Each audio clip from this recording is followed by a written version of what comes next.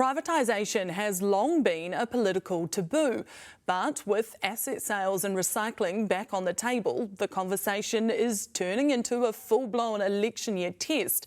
And new polling shows the public might be cautiously on board if the money is carefully spent. Andrea Vance has the story.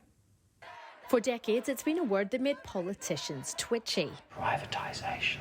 In 2013, two-thirds of voters rejected partial asset sales in a citizens-initiated referendum. It's utter waste of money. But the Prime Minister dismissed the vote and pressed ahead with the partial privatisation of state-owned companies like Meridian, Mighty River Power, Genesis, Solid Energy and Air New Zealand.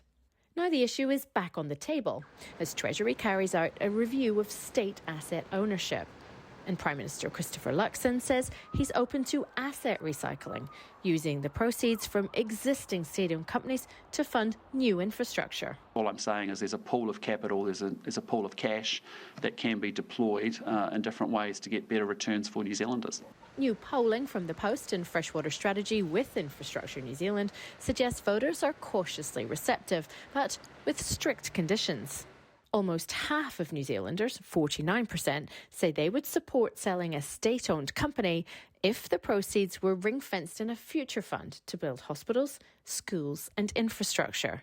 Only 19% are opposed. I think that it's obvious that New Zealanders are not hanging on to the family silver at all costs, and as long as there's a guarantee that all that money will go towards investing in something new or building something new or replacing something.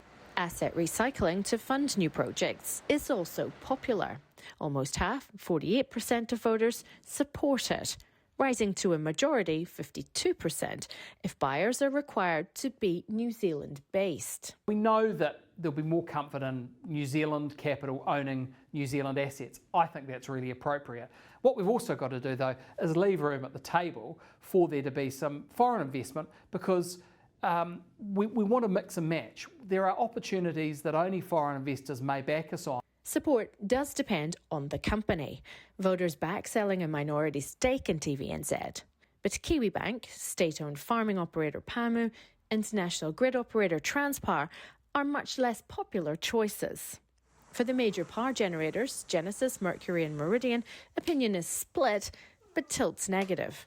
4 in 10 oppose selling a majority stake, while 34% are supportive. But not everyone is on board. Give me a break. I spent my whole career ensuring that our assets stay in our possession. Nothing would happen until after the election. And while voters might be sold, without buy-in from Winston Peters, any asset sales may never get off the ground.